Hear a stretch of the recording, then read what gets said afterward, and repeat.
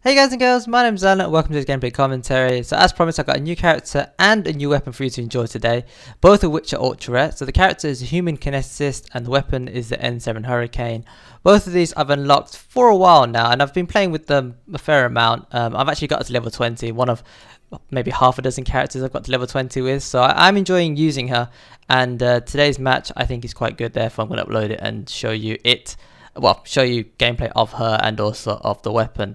So if you've been watching my pack opening videos, you'll know that I've already rated the Hurricane as an amazing weapon. It's properly decent, just as good as it was in ME3, worthy of its N7 status, and something that I'm currently trying to not use on every single character in every single match because it is that good. And whenever I put it on, I just, you wreck enemies basically. And so it works with all classes really well, even though it's technically a pistol slash, well, it's an SMG. It just happens to be in the pistol slash SMG class. It's really good, even at sort of mid-range, a little bit further than mid-range, if you sort of control your rate of fire and spam the trigger rather than hold it now full auto, which in CQC is definitely what you want to be doing, but at mid-range you might not hit as many of your bullets as you'd like, especially if you fight full auto. Right, so the Human Kineticist is a biotic character, if you hadn't guessed from her power set. So she has pull, she has throw, and she has lance. Now the way that I play her, and I guess a lot of other people play her, is you basically pull enemies, for example, and then you hit them with either throw or lance. Now given the cooldown of throw and lance and pull, you can alternate. So you can go pull and then you can either do lance or you can do throw. Depends on your preference at the time, I suppose. Lance does do a little bit more damage, but doesn't quite have the same lock-on as throw. Throw obviously, has a lock-on, so you can curve around corners and stuff like that really well, track enemies, but it does slightly less damage. So there is a bit of a trade-off depending on which one you go for. Currently I'm spec towards, well actually, I don't have a lot of points, so I think I've got like a couple of levels in each and that's about it. It's a shame that ultra rare characters you have to rank up once you've unlocked. In ME3, once you unlocked it, that was it. Once you maxed it out, you had all the skill points available to you, and it's a shame that in MEA you have to further unlock your skill points. For the rest of the characters I don't really mind, but for ultra rare characters in particular it really annoys me because I mean I've been opening lots of packs and she's still at level 1, so yeah. The thing that I just did there was go into Ascension Mode. Now basically when you're in Ascension Mode your powers have no cooldown, but they use your shields when you use the power. So as you saw there, I used the power and a chunk of my shields went down. So as part of the class setup, I have, well, for this particular match, one of the boosters I've used is extra shield, because obviously once you're in Ascension Mode, you want to have as much shield available as possible, not only so that you can attack, but obviously so that you can survive, because if you use half your shield, attacking enemies, and then you get hit, and then if you lose all your shields, basically your Ascension Mode goes away. So that can be annoying, as because sometimes you activate it, you get hit by enemies, and then suddenly you've lost your Ascension Mode, so you're basically back at square one. Now the way that you earn Ascension Mode is by getting kills, and depending on how you spec your character, I think it's about 4 kills or something like that, the way that I've done it, maybe 5 to get Ascension Mode. Once you've got Ascension Mode, you activate it by holding down the melee button and you do that floaty pose, and then you basically get this glow around you, and that means you're in Ascension Mode. And the way that you know you're in Ascension Mode is, I don't know if you saw it earlier, you'll see it again later, but basically if Ascension Mode isn't on but you have earned enough kills to activate it, you sort of like little sparks not sparks, like I don't know, it's kind of hard to describe, but like little flashes of energy, like electricity. Yeah, I guess sparks is probably an accurate word. They sort of I don't know, jump from you, or basically your body seems as though it's charged, sort of thing. I don't know how else to describe it. You'll see it in a minute. I'll tell you when it's on the screen. So that signifies that you've got your Ascension Mode ready to use. At the moment, Ascension Mode is off because I lost all my shields, so I'm just earning kills now. And currently, there's no Ascension Mode option because I'm not giving off the spark, whatever I called correctly, where the upload spot is. I do this in all the co-op games, like I do it for Uncharted as well. If it's like a siege area coming up, I'll just predict. It's just a little game that I like to play. I don't know. Just sometimes it's funny when I see other pubs doing it as well. Right, so that's the character, and the weapon is N7 Hurricane, which I said is great. And I mean, you'll see me do some work with it. And the thing about this weapon is, even though it does a lot of damage, you do sort of run out of ammo quite often, so it's good to get into a habit of hitting ammo dumps regularly. You'll have to hit maybe at least 2 boxes in any given wave if you're doing work. Obviously if you're just sitting at the back doing nothing, then you know, you don't need any ammo. But if you're running around like me, like a headless chicken, shooting stuff all over the place, then you will need to hit the ammo dumps quite a few times because you will run out. Now the power that I've used on the weapon is cryo, and not cryo, fire. I don't know why I said cryo. Basically the reason why I've used cryo, I keep saying it, bloody cryo. The reason why I'm using fire ammo, incendiary ammo, is because in between setting off my explosions using my biotic powers, I can also set off fire combos. Or if I chose cryo ammo, I could set off cryo explosions. If I chose disruptor ammo, I could set off tech explosions. I just happen to use incendiary because I just wanted to try it out. But any of the powers will work. And basically, the way that I play it is I get first of all I do a pull and then either throw or lance to set up a biotic explosion, and then if the enemy's still alive, I'll probably just finish them off with fire. But if there's another enemy around, I will light them up using my SMG, and then hopefully they catch fire or freeze or, you know, get charged or whatever, and then I detonate using the other power, so either lance or throw, whichever one I haven't used yet, and then that sets up another combo. So instead of relying solely on pull to set off biotic explosions, which can take a little bit of time, so you kind of want to maximize the time that you're spent killing. And also, if you're in Ascension mode, for example, and you rush into a group of enemies, if you wait around for pull to recharge, the chances are they're going to shoot you and you're going to lose your shield, and then you're going to have to go back to earning charges again to get back into Ascension mode. So the idea is to hit them hard, hit them fast, and don't give them a chance to react, basically. Now, the reason why I love this character, well, I love my biotic explosions, you know that by now. But I like her because she has the versatility of getting in close, but also attacking at sort of mid-range to long range. That's where lance comes into play. So you can pull enemies across the map if you want to. So you can just, for example, fire-based sandstorm. If you're on the rooftop and they're at the easy, you can hit them with pull. They'll float into the air, and then you can either use pull, or you can use, you can either use throw, or you can use lance and hit them at, you know, at that sort of distance, and then set off an explosion, which is really good. And another thing I really like her is that because she's got 2 detonating powers, if, for example, you don't happen to be using some sort of ammo to set up your own, you know, tech explosions or whatever, you can effectively follow someone else around who's using, you know, incinerate or cryoblast, or not cryoblast, cryobeam. If only cryoblast is in this game, I kind of want that to return. So there you go. I just went into Ascension mode. I didn't show you the little sparks of energy. I'll have to keep an eye out for that. And so yeah, so she's a really good detonator as well.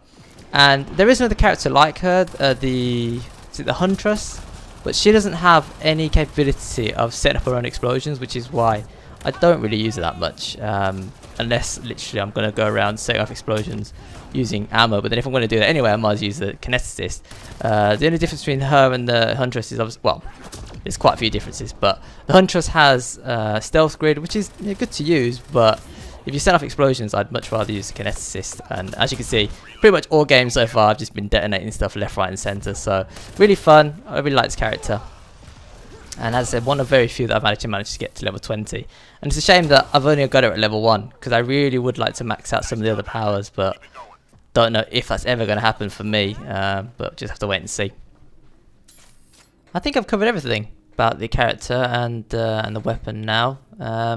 I do have a few more matches with other characters which I've got recorded, and I basically just need to commentate over those and then edit and upload, because I think those matches are quite good. And one of the reasons why I've been a bit lax in uploading of late is because I have been busy with work and just real life stuff, but also I haven't really managed to get like decent gameplay, and it just so happens that in the same night I managed to get a few matches with different characters. So I'm looking forward to uploading those and sharing those with you, and just giving you an idea of different stuff, because so far I've shown you the Asari Adepts a couple of times. I did actually get another good gameplay with her, but I'm going to hold off on showing that until a much later point, because I don't want to saturate you with Asari Adept gameplay. She, however, is one of my top favourite characters. I really love the Fury in ME3, one of my favourite characters, but easily. And I'm very surprised that the Asari Adept is only gold tier. Oh, wait, no, not even gold tier. She's only uncommon. For an uncommon character, she is ridiculously good. I would place her gold tier minimum.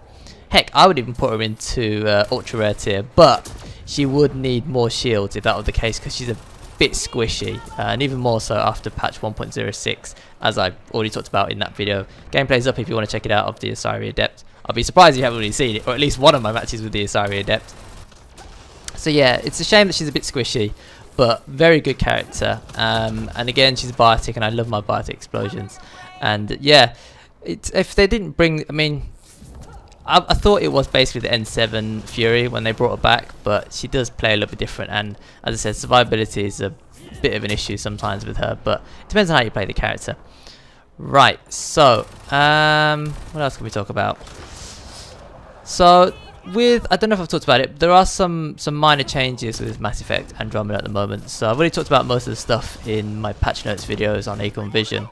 One of the things I haven't really talked about is daily challenges. So daily challenges appear in your challenge list. At the moment of me speaking, they're currently bugged and they don't work, which is kind of ironic.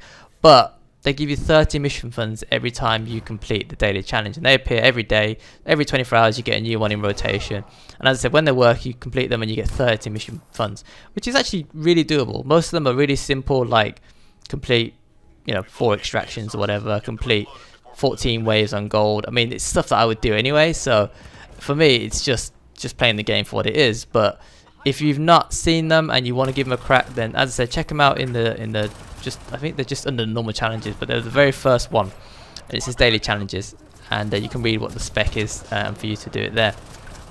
And as I said, it's really easy. So if you, I mean, most of the time you won't even have to bother. If you're like me, you just play the game on gold anyway, then chances are you'll just complete it naturally. But sometimes it'll be like 30,000 points in biotics, 30,000 points in tech powers, that sort of stuff. But as I said, as of speaking right now, I know that the challenge is bugged. It's been bugged for a few days, so BioWare need to get that sorted. But when they do, it'll be good. And as you see, we managed to pick up upload again. So 2 uploads in the same match. And upload is generally not the most fun. It all depends on the team and if you get lucky with the spawns, because sometimes enemies just constantly rush and you make very little progress, and it's just a slow objective wave, and I'm not a big fan of it, to be honest with you. But as you can see, the team was smart. We split up, everyone took a point each. Well, obviously there's only 3 points, so someone had to double up. But the reason why we do that is we weren't communicating. This is all pubs, but the reason why it's a good idea to split up, if you can handle the situation. There's no point going on your own and dying on the other side of the map. That doesn't help anybody. But if you can handle the situation, it's good, because then effectively you're working on all 3 upload points at the same time, and then eventually someone's going to complete theirs first, and they can go and help another team. And then once that's completed, obviously they can go and help the other team, and so on and so forth. Now, the reason why I'm not rushing in to assist with the upload down there with the other 2 is because my location is really good.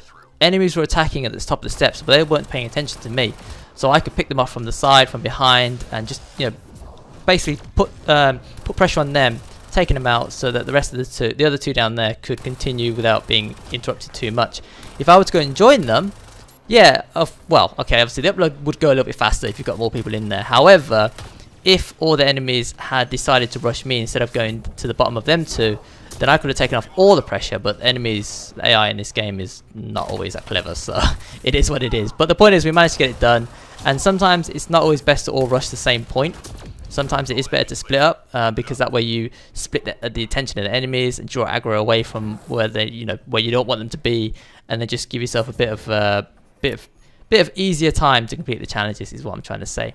Now, another good thing that you can do with the Kineticist is you can pick up these barrels, well, canisters, whatever you want to call them. Now, each of the canisters is different. So the one I just picked up there is red, which indicates fire, but there's also purple for biotics, blue for ice, yellow for tech. Now, the reason why I put it into that location is because of exactly that. They do a crap ton of damage, and I'm talking a lot of damage when you hit an enemy with them. Now, as I say, the good thing about this character is I can actually pick them up using pull, carry it around like I would an enemy, and then I can actually throw it by using my throw power at an enemy. And if it hits an enemy directly, that enemy's toast. Unless it's a boss, in which case it might not die outright. But in terms of the 2 berserkers you saw just then, I put it in the doorway. I managed to set off a fire explosion, which triggered the canister and took them both out in 1 hit. That's how powerful it is. So really good to use against things like the berserkers and the Ket, what do you call it, the Ket Fiend, and what else? Notifier, but the Notifier is quite easy, so I won't worry too much about that. Right, so this video is coming to an end. I don't really want to start a new topic just right now. I'm just trying to think of what else I can talk about those to kill the last 2 minutes. So yeah, Lance, I mean, it does have a little bit of tracking. With, I think it was patch 1.06, they added a tiny bit of aim assist, so it's a little bit more likely to hit targets at mid to long range than it was before that point. But it's still not as tracking as obviously throw. Apparently throw, the final evolution, I don't know if it's been fixed yet, but I think it's branch 6, but the lower option where you get extra detonating bonus or something, apparently that was bugged and it wasn't working. I don't know if it is working at the moment, so if it isn't working you might be better off going for the double throw, but I've left it as is. Well, actually no, I don't even have it yet on this character, but I do have it on the Adept. I've left it as is because I'm hoping they will fix it at some point, and therefore I don't have to waste a respec card. However, I do have about 40 respec cards, so I could afford to waste them if I wanted to, but I'm just too lazy to respec my characters at the moment. I haven't got to that point yet where I know what I want to do with each of the kits. That's going to be probably a few more weeks, if not months off, before I get to that point.